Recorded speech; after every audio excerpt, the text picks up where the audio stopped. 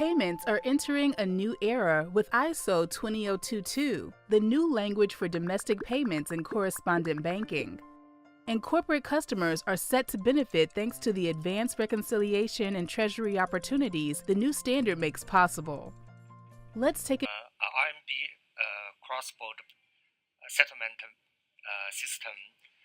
Right now, it has 61 direct participants and more than 800 indirect participants, service for all of the world for global use.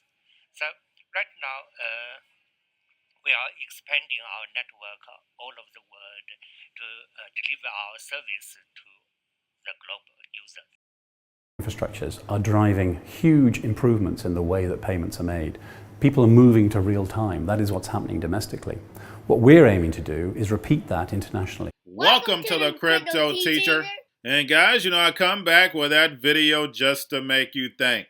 And guys, will the central banks use Ripple? The answer is no. We know SWIFT has already upgraded its systems. We know China has upgraded its own system. XRP and XLM are going to be used by the smaller banks. And then also, of course, regular customers. We know the central banks, whatever they do, they want it to be private. And we know JP Morgan is building Federal Reserve 2.0 on blockchain with consensus. And we have FTX comes to the rescue for BlockFi. Those who follow this channel, I told you last year what was going to happen. I told you that the Fed was going to start shrinking liquidity. And we were going to be in a bear market until the central banks have built the fourth industrial revolution. Now, if you know anything about finances, the Fed telegraphed their moves. They told you what they were going to do. So there was no reason for these companies to run into the situation they did unless it was all planned out. And we've seen this movie before with big tech. Remember, your life is an illusion and TV is your reality. And remember, the Crypto Teacher told you. You have a wonderful day. Lots of questions about what's happening in crypto land and specifically at BlockFi, this transaction that you did with the FTX and what it means to the larger crypto world. Let's talk about the deal for a second, because clearly it appears that there was trouble on the horizon. Tell us about what happened here and what this deal means. Yeah, absolutely. Hey, Andrew, thanks so much for having me on. So quickly, before I get to the question, I just want to start by expressing my sincere condolences to anyone who's been negatively impacted by the platform shutdowns and bankruptcies that we've seen across the space over the last couple months. So the FTX transaction for BlockFi, we're really excited about it. There's two key parts of this transaction. The first is a $400 million credit facility, which importantly is subordinate to our client funds. The second is an option to acquire BlockFi for up to $240 million, which can be exercised at the earliest in the fall of 2023. Now, the goal of this deal from BlockFi's perspective was to bolster our balance sheet so that we can navigate these market conditions from a position of strength. And over the longer term, we see really interesting synergies between the two firms. And I'm really impressed with what Sam and the FTX team have done throughout this time in terms of supporting the industry. Zach, you have tried to differentiate BlockFi. Frankly, I think I went on Twitter from Celsius and also basically from Lehman Brothers. But without FTX's help at this point, would you be filing for bankruptcy? Look, Andrew, we had a lot of options, and what we're optimizing for, our board and myself as the CEO, is always the capital markets transaction that achieves the best outcome for all of our stakeholders, our clients, the team, and our shareholders. And we are so different from some of the folks that you just mentioned in terms of their names. We've operated 100% of the time over the last few months. Our customers have earned over $575 million in interest in our accounts where they earn yield, including $10 million over the last month. So it's night and day. Like you can't compare Goldman to Lehman Brothers in terms of how they've continued to operate. And so I think there's an analogy like that with the passing of time, folks will realize how different platforms like BlockFi are from some of those. That may very well be, but just to the point I raised, without this rescue package, was this an insolvent business?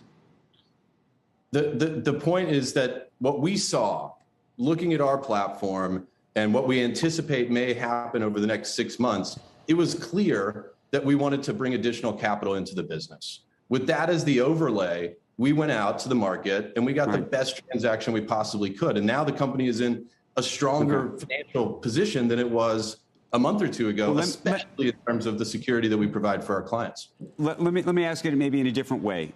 Equity investors, folks who had stakes in this company, venture capital firms that had stakes in this company, are they getting wiped out as a result of this?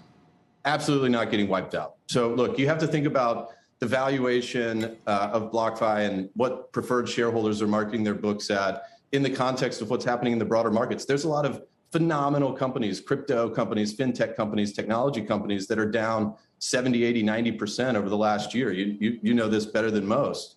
And while no one ever wants to see their valuations decrease, we think we're in line with other comparable companies. And my view is that whether it's BlockFi or other businesses, we're going to look back years down the road from now at prices that were observed over the next few weeks and months and say that was a phenomenal time to build a position. I think that's true for companies and also Bitcoin and the crypto market broadly speaking. A tweet by Brian Chung, Fed funds futures now flashing a 30% chance of a 100 bips move in the FOMC meeting at the end of the month. What do you think?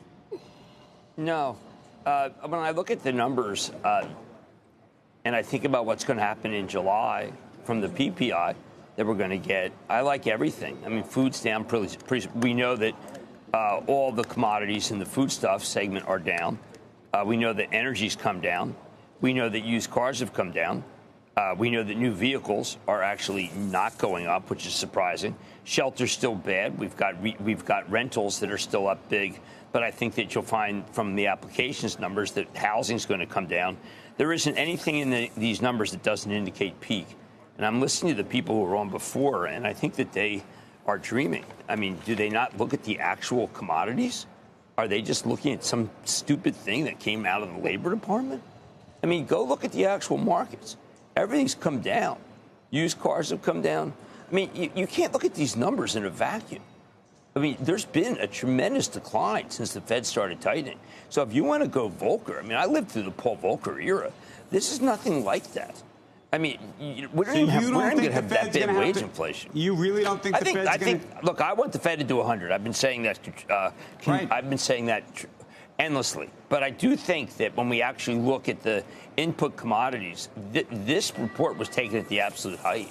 We're going to a different economy, and we're going to be learning more about that as we go. But clearly, we're learning that things can be done from remote locations. We're learning that technology can replace people even more than we thought. We're not going back to the same economy. We're recovering, but to a different economy, and it'll be one that is more leveraged to technology. And I worry that that is going to make it even more difficult than it was for many workers. In Silicon Valley, and my friends who work in technology know that what we did to the manufacturing workers, we are now going to do to the retail workers, the call center workers, the fast food workers, the truck drivers, and then even bookkeepers, accountants, insurance agents, lawyers, and on through the economy. So what happened to the manufacturing workers is a very clear sign. This effort. And China has big plans for this. They intend to seed their digital yuan into the global environment by giving it away to visitors at next winter's Olympics. When they arrive at the airport, they're going to get yuan digital wallets. They're going to receive digital yuan. They're going to use it throughout their visits to Beijing, and then they're going to take it back to their home countries. They see this as a huge advantage. Why? Because who controls the underlying protocols, who controls the underlying standards of the future of money will control the future of money.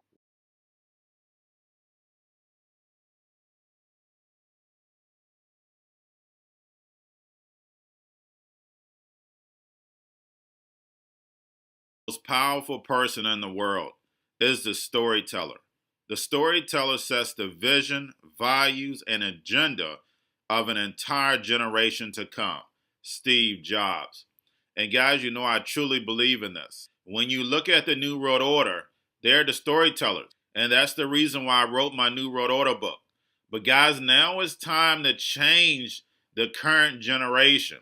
And I wrote 3 kids' books. You know, I love the Trinity because I understand the power that's in it. So I have 3 books. We have an opportunity to change the generation, to educate not just me, but I want to show you that I take action on a daily basis. And I want you to take action on a daily basis. Whether it's your job, whether it's in your community, we have an opportunity right now to educate the masses. I posted this on my Twitter account. Please share, but this is a short clip of the 3 books. There's going to be a clothing line and action figures. Please get these books for your kids, nephews, cousins, friends, so therefore we can start the re-education now. Because as we see, the 4th Industrial Revolution foundation is definitely here. Robots, algorithms, drones, taking humanity out the picture. We have to re-educate. But let's get into the video. Part 1. King Joshua and Grandma Tam save the village. Part 2. King Joshua and Grandma Tam save New York. From COVID Stories 3. Part 3. King Joshua and Grandma Tam goes to China. It's mandatory to get part 1, part 2, and part 3 of this series. It's time to re-educate Generation Z.